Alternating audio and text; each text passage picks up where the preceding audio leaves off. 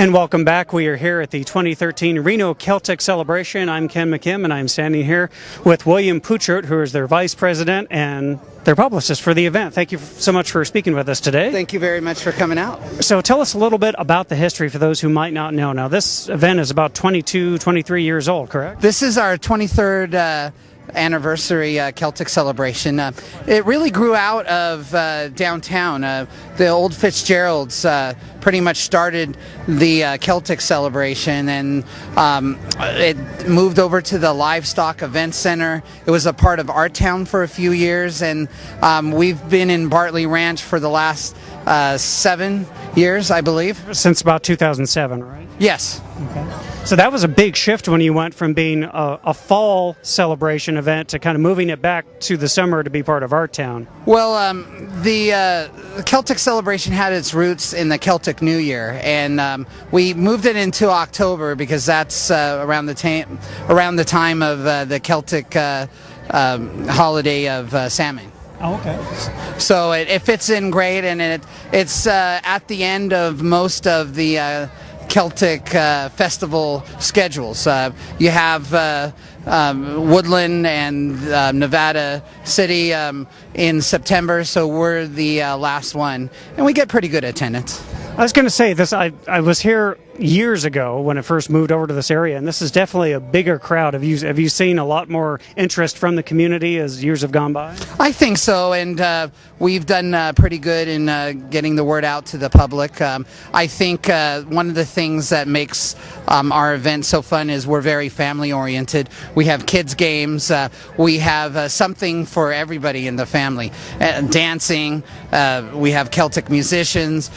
We have kids games, athletics. We have animals. We have British cars. I mean, there's so much to do here. It does take 2 days to really take it in all. I wanted to ask you about this. So the British Cars, the Jaguar Association, is part of the Celtic Festival too. One of our board members, Randy Wright, he actually founded the Jaguar Club, and as far as I know, they have always been a part of our festival, and we enjoy them because they're beautiful cars and nice showpieces for our festival.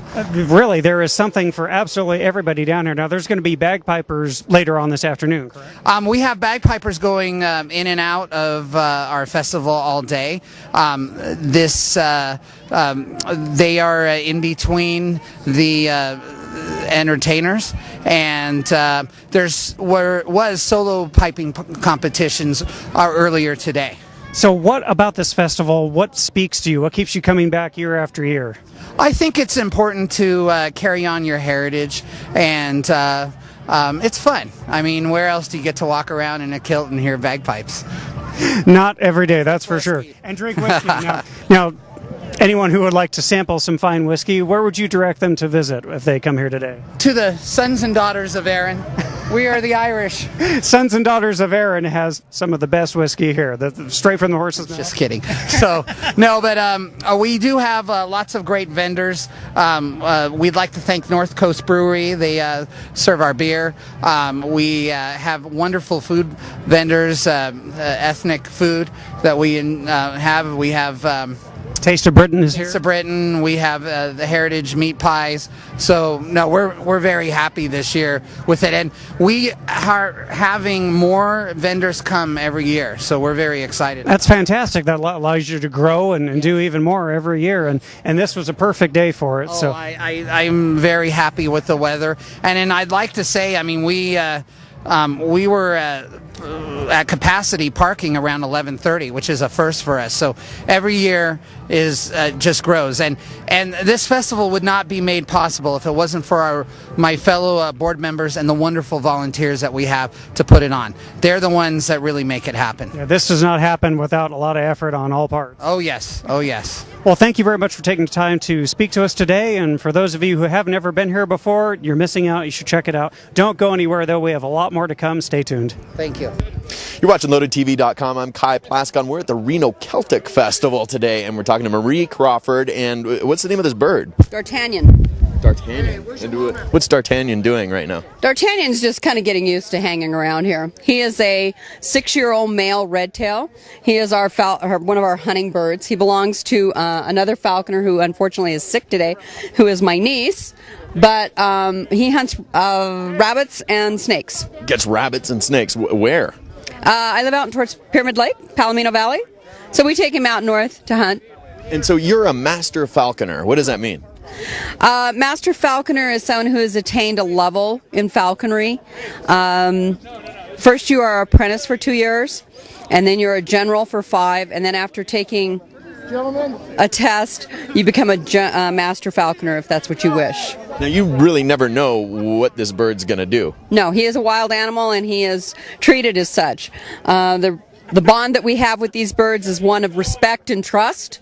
I respect what this animal can do, and he trusts me enough to know that I'm not going to hurt him and to feed him. They're basically motivated by 3 things: by food, by the desire to fly, and the instinct to have a next generation. So we capitalize on that food thing. You have to be able to hunt these birds when they are just a certain weight. Each bird is different. You weigh them every day and you weigh their food, so you know exactly when they're about ready to fly, and they have to be heavy enough to be strong enough to be able to hunt, but not so fat that they're going to sit up in a tree and look at you and go, oh, I think not. Now we're at the Celtic Festival, so tell us a little bit about the history of the bird and Celtic. The Celtic falconry is over 4,000 years old, and back in the mid-ages, back in Scotland and Ireland, these birds were how the kings put food on their tables. Wow. All right. Well, thank you for the interview and for keeping the bird under control, at least for this time. Thanks. You're welcome. You're watching LoadedTV.com. We're at the Celtic Festival.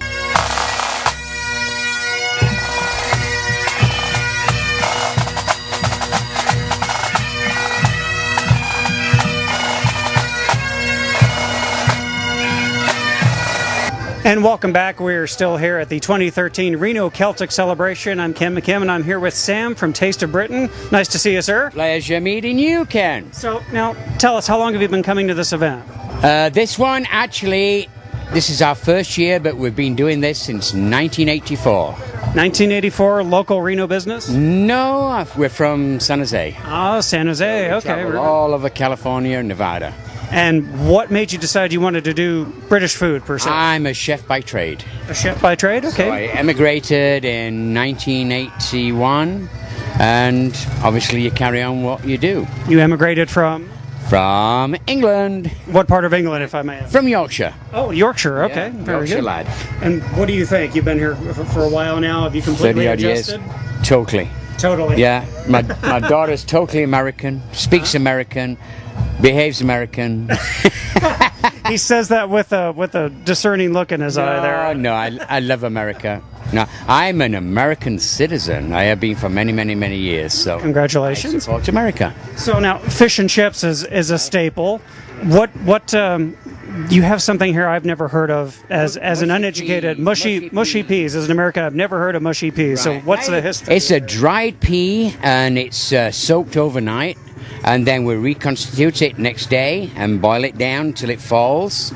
And it's like a flavor of a pea soup, but it's got the consistency of refried beans. Okay, so refried beans consistent with the flavor of pea soup. There you go. And everything is made fresh every day. Every day fresh. Yeah, the fish is fresh, everything is cod in our own batter and everything. And there's the fryers to prove it. Yeah, it has a full kitchen back here. I'm not kidding you. Deep fryers and everything. And of course, the best kind of food is deep fried. Oh yeah, no calories, no calories. No calories. That's correct. Now, it's codfish. That's the only kind of fish you use? Yeah, it is cod. Yeah. Perfect. And then is there any secret ingredients in the batter? Beer, Guinness maybe? Yeah, it's a secret. It's a secret. Okay, all right. I tried. I have to try.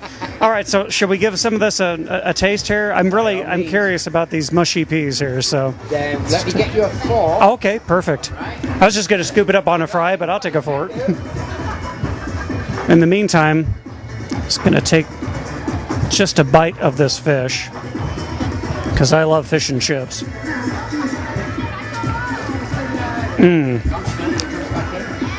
Okay, that very well is the best Yeah, you need fish a bit of that I've salt had. and vinegar on there, but Well, you have to have salt and vinegar for the fries. it's different, right? That is really good. That is very good, Sam. That's amazing. You're right. It does have the same consistency as refried beans, Right. but it has that pea flavor. But a lot of people are probably imagining, soggy, No. waterlogged, and there's nothing like that. It tastes really good flavor. Yeah. What do you add to it, if anything? Nothing really, just salt and pepper. But once you actually start eating it, then nice vinegar on there, malt vinegar. Some malt vinegar even on the peas. Yep, and it works wonders. I like it with mint sauce, but real mint sauce, not your mint jelly. And this fish is amazing. Right. Where do you source your fish from? From the sea. Let's see. So many secrets. Okay, I get the point. Thank you so much for. I really appreciate you taking the time to talk to No us. problem. And we have bangers. And they do. They have bangers. Got to show one for the camera. I won't do the dirty. There's a British sausage. Again, everything is made fresh. You guys are really missing out. Thank you so much. We're here at the 2013 Reno Celtic celebration. We have more coming up. Stay tuned. Are you ready? Until only one of you are standing. Ready, Edge? LoadedTV.com. I'm Kai Plaskon. We're talking to the Sierra Silver Strings, and this is Eve. She organizes all these children here to play. What do you do? We do a kids fiddle band, and we play Americana music and Celtic. Oh, sounds like a lot of fun. Came to the Reno Celtic celebration. You having a good time? Wonderful. Yeah. What do you like about it? I like the meat pies. Oh, really? The meat pies. What about the music-wise? Have you learned anything special? Been able to teach anything special? Had anything interesting happen since you've been here that makes a difference? The pipers are playing a lot of songs that we play, so we hear the traditional way that the song should go, and that's been really helpful. And then to see dancers dancing to tunes that we like. All Yeah. right. And what's your name? Bridget. Bridget. And are you having a good time? I'm having a great time. This is so fun. Have you learned any super dance moves? No, but we were able to have a little session with the aisle jam. Oh, they're in a tent and they're all playing music, and we knew a few of the songs, so we just came on over and played with them. It was great. And what's your name? Benjamin. Benjamin. Yeah. Did you learn anything new here? Well, not really, but when it came to dancing, I kind of learned a few new moves. So we've talked to a little bit of the kids here, and how is it changing with children these days, would you say, in playing fiddle? Is it changing at all? The students interested in anything particularly different? Well, it takes about 5 years to be able to play this fast and this in tune, so it's a lot of dedication, and these kids are pretty exceptional. They're in the orchestra, and they've been with private teachers. It's nice. The Sons and Daughters of Erin is the local Irish club, and they've been very encouraging, and they have us come to their dinners, and they give us every gig they can, so that's helped. Is the Celtic Festival really important to encouraging them to continue this art? I think so. Yesterday when they showed up, they said this is the best festival ever. Oh, the best festival because ever. it has kids games and bounce houses, and it's a lovely setting. So, yeah. Thank you, Eve, for the best festival ever.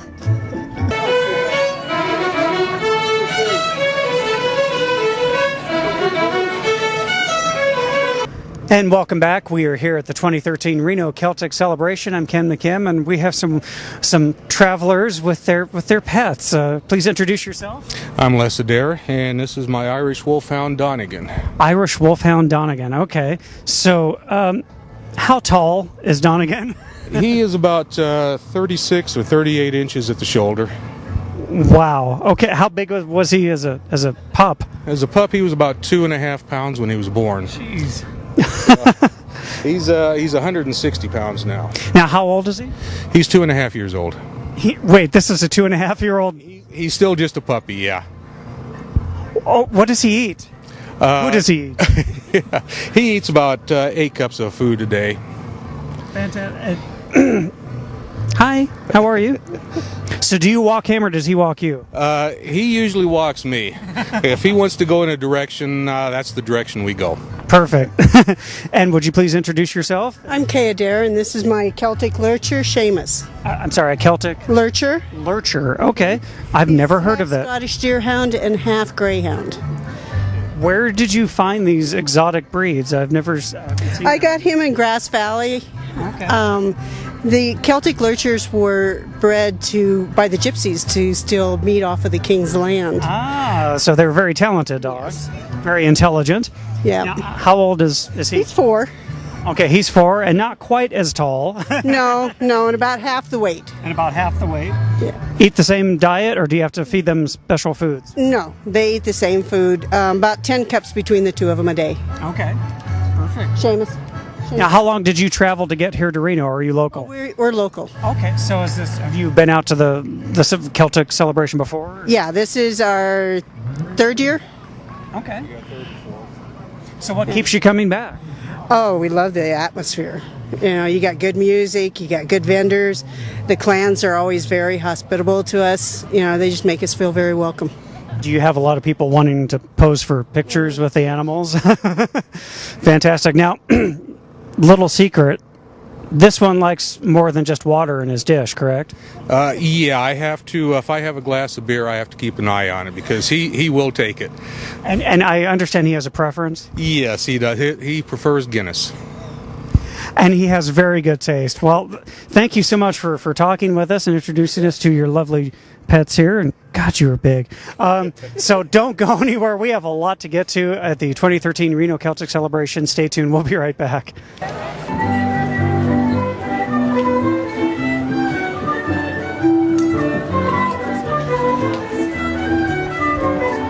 Okay, so the Chinese invented the process for making paper about 100 AD. It was actually 97. They would use broken fishing net and they would boil it, grind it, and get their fibers out. Well, they kept it a secret for about 800 years, and paper was traded on the Silk Road widely. And then about 900 AD, the Arabs were expanding their territory, and they captured a Chinese city with a couple of paper makers there, and they learned the process and brought it to the Middle East, where the Crusaders came down and learned it, and then they brought it to Europe, where we would make our paper out of your clothes or rags. Huh. And so is this exciting for you? Yes, I actually like telling people about all this. Huh, neat. You want to see a piece of paper? Sure, yeah, see a piece of paper. I know, where they use mulberry, we use cloth. So when your clothing would wear out, the ragman comes around and collects the cloth and brings it to us, the paper makers. Are you glad we have this trade secret from China? Yeah. It is amazing that they invented it, but they were using silk paper before that, which is actually not paper, it's just woven. So and we use different rags. process. Yes. Yes, we use rags, and you have to pull it apart and untwist the fibers and flatten them, and this would have been done in a mortar and a pestle. So you would put the fibers down, put a little water, give this to an apprentice who would sit there and grind it and grind it and grind it for 12 hours a day, 6 days a week. Do you make kids do this when they've been bad? Actually, we reward them when they're good. Reward them when they do this. This is a reward. Aye. And then the fibers eventually become pulverized enough. But since this process took so long, we ended up making a machine that uses a water wheel instead. And so it's much quicker, and our apprentices are much happier. So then the fibers go into the tub. And the job of the master paper maker is to judge the consistency of the fibers in the water, scoop them up, make sure to keep it nice and level, drain, and making paper. So this, we drain the water off.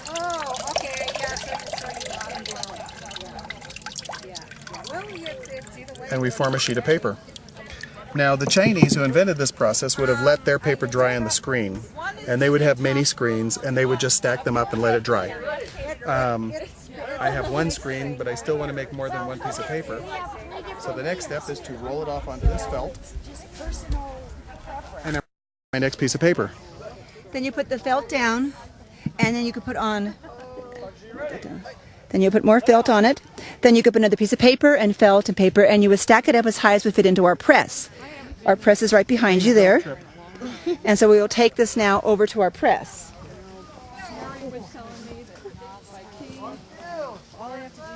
Put it in here and tighten this down. Takes 2 people. You want as much pressure. Yeah. So the press does 2 things. One, it squeezes out excess water, which aids in drying. The other thing is it presses the fibers of the paper a little tighter together to form a finer piece of paper. Now, ideally, we'd like to leave it in the press for a couple of hours, if not overnight, but we want to show you what we made.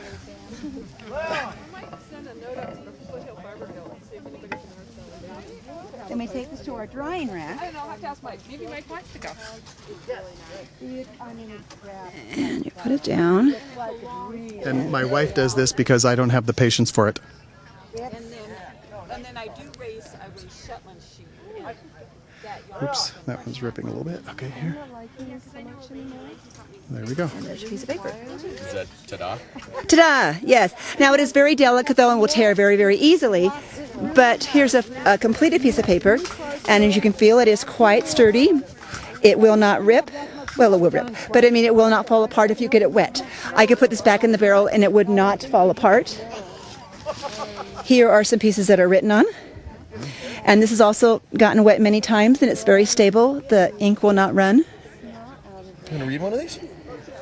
Says this one says Abba Gubra, which is Gaelic for Scotland forever. This Not abracadabra. Nay. Scotland Alaba Gubra. This one is just a hymn for the beauty of the earth, for the glory of the skies, for the love which from our birth over and around us lies. Lord of all, to thee we raise this our hymn of grateful praise. Very grateful. Thank you. Hi, thank you. Watching Loaded TV.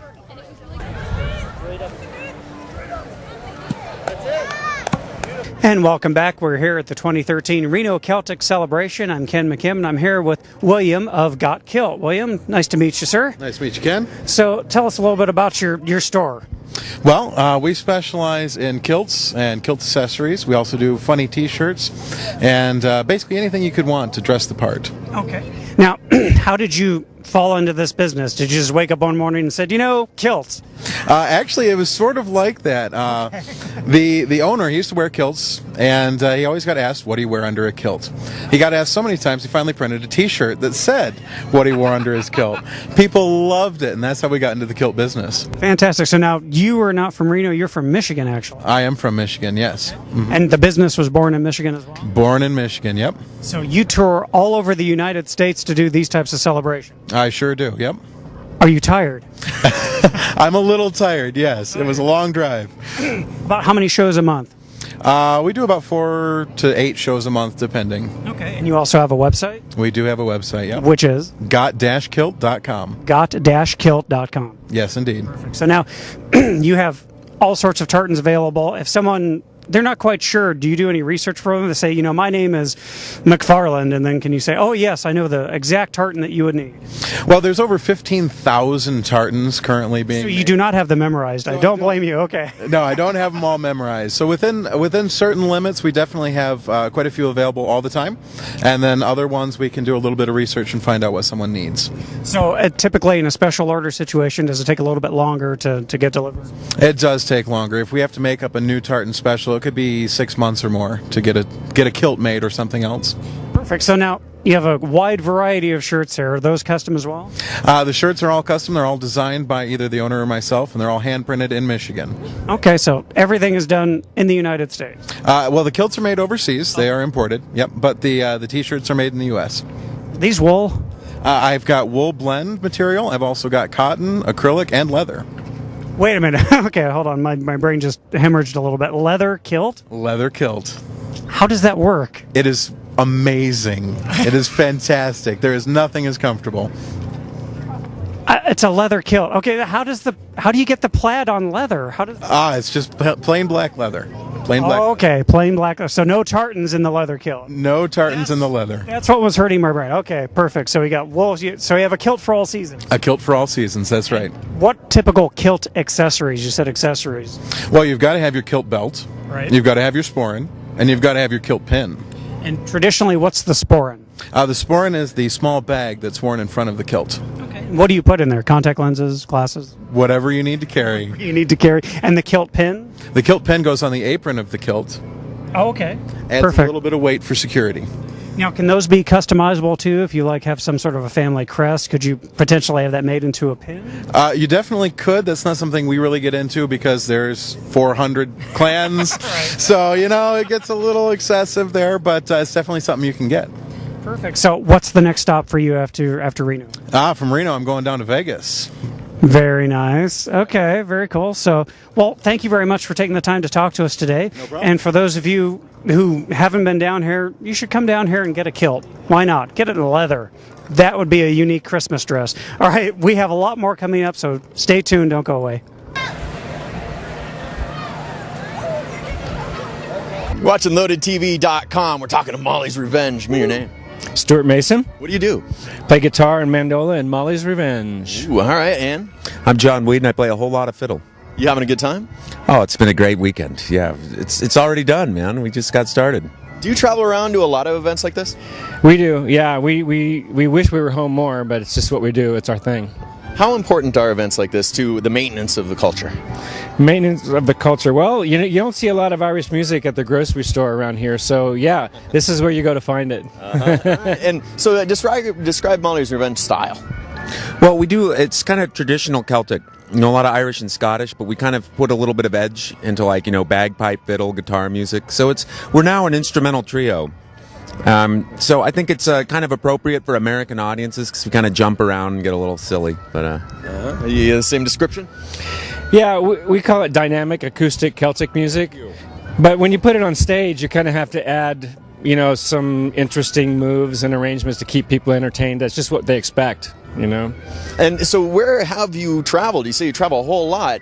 And this is one of many on the circuit. Well, up and down the West Coast and the Rockies mostly, but we've been over to China a couple times with Molly's Revenge and over to Scotland as well. China? How do the Chinese react? They love the bagpipes.